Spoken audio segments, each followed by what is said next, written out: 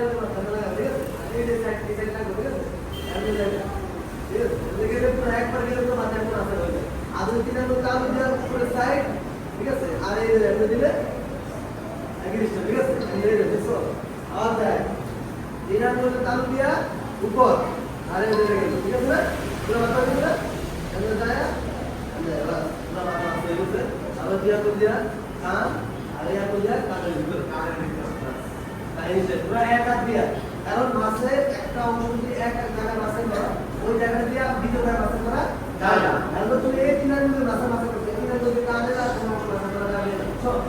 মাসে করার সময় 3 আঙ্গুল ব্যবহার করবা, এই আঙ্গুল আর সারা আঙ্গুল উপরে রাখবা, ঠিক আছে?